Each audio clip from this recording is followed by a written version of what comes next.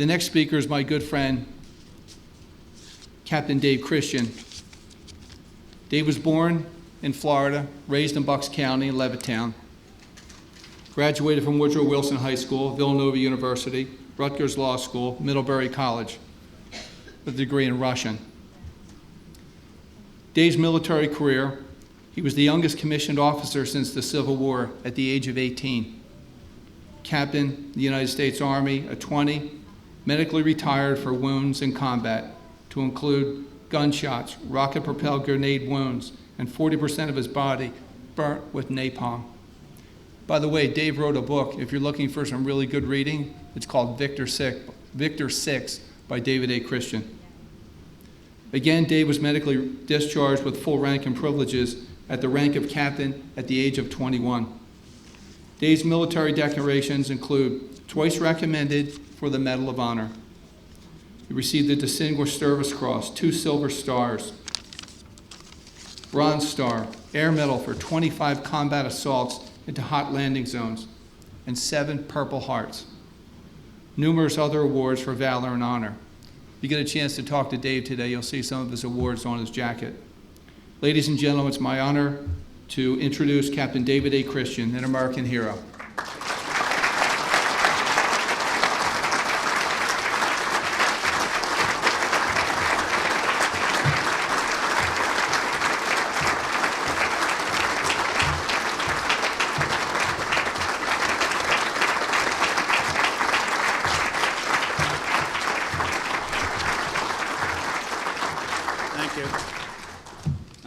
On or not, I only have a couple words here. But 50 years have passed. Before I say anything, I would like to thank Tom and his assistant, Bill. My younger kid sister died this week, and it was a funeral all week for us, and it just wrapped up yesterday in Philadelphia. And Tom came down from Harrisburg, and he attended the funeral services of my kid sister. So I want to thank you, State Representative Tom Murt.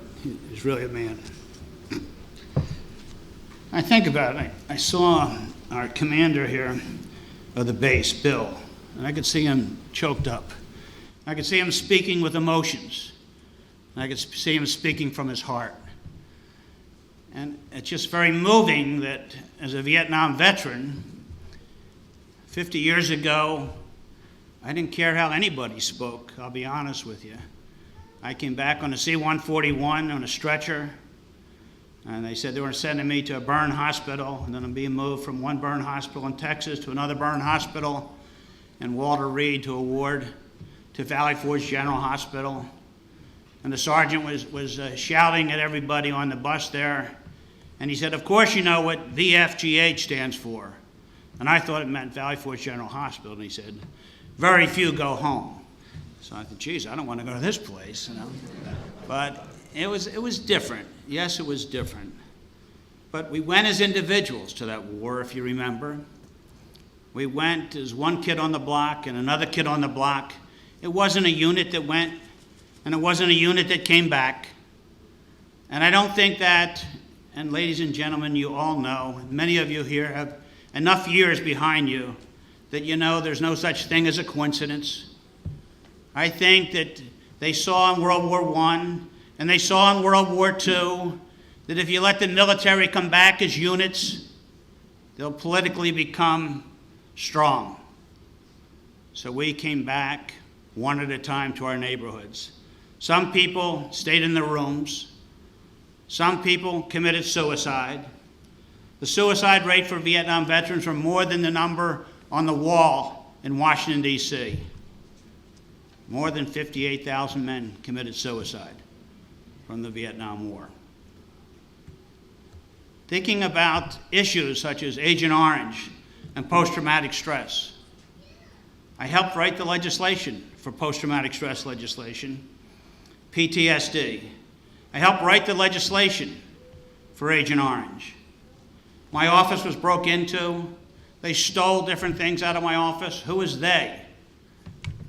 I was bringing big legislation, which was going to be millions of dollars, for my brother who died, my younger kid brother who's disabled, and for all my brothers and sisters who are in this room and in many rooms across America. Somebody took that documentation. Right after I testified before the United States Senate, my office was pilfered. And the only thing that was taken, there was money on my desk, was not taken. All the documentation and reference to Agent Orange. And they said people that have PTSD were malingerers. And I had to fight all those issues. And not just myself. I had a lot of people that I knew were standing shoulder to shoulder with me. Newer veterans that were coming back. We knew what happened to us, and we made certain it wasn't going to happen to our sons and our grandsons. And we stood shoulder to shoulder. We don't care if you're a cook, a baker, a candlestick maker, if you're in uniform, if you took the oath to say that you were going to serve your country, we're going to proudly welcome you home. I tried to go to Germany. I went to the Pentagon, and I'll never forget this. And I said, "Ich spreche Dutch. Ich spreche Dutch, aber nicht so good." And the guy scratching his head, the sergeant, he said, "What are you saying?" I said, I speak German, but not so very good. I think I should go to Germany. And he took me over to this major, and I thought, I did it. I'm going to Germany. He said, "Say it again for the major." And I said it again, and they both put their hands out. And I said, "I convinced them. I'm going to Germany." And they said, "Congratulations. Hopefully you find a German colony in Vietnam." I never found that German colony, ladies and gentlemen. But as I look back, I think the sting of battle, was the sting of battle different from the sting of battle in no man's land in World War I? The sting of battle in Europe and D-Day and Iwo Jima? Was the sting of battle different than the sting of battle at Port Chop Hill in Korea? The sting of battle as we go all the way up through the different battles? Then why in God's name did our generation fall between the cracks? Many, many people said we lost. We lost the war. When I left, my unit was winning. When I left, I didn't know one American unit that was losing a battle or a war. And what was our mission in Vietnam? Our mission was to stop communism. After World War II, communism was centrally located in Moscow. And by the time Vietnam came around, almost 1/3 of the world, there was a spread of communism. There was a theory, a domino effect. And this domino effect was going to take the world. President Eisenhower, President Johnson, everyone said we got to stop communism.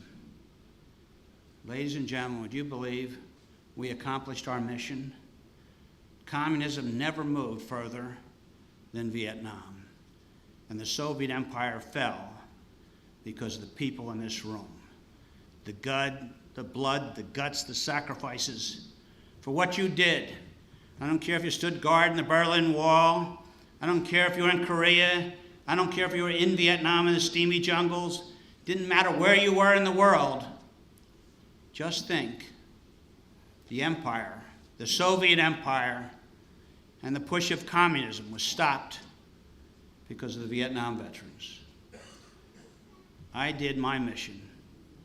I took my bullets in my body, as many people in this room did. And I can say proudly that we accomplished our mission. Mission first, duty first, honor. I would just like to end on a few words. Some people quoted different people here, but I remember a statement that JFK would use all the time. And he would say, poor is a nation that has no heroes, but beggared is a nation that has and forgets. And I'd like to add one line from David Christian to that. Wretched is a nation that has and mistreats. Let us not ever mistreat another generation of veterans. Let us be the standard bearers, the vanguard. God bless everybody in this room. I'm proud to get my 50th pin, and I'm sure each and every one in this room is proud to get theirs. Thank Tom Murt, thank Ralph Galletti, thank everybody in this room. There's a lot of blood, guts, and sacrifice here. Love you, ladies and gentlemen. God bless America.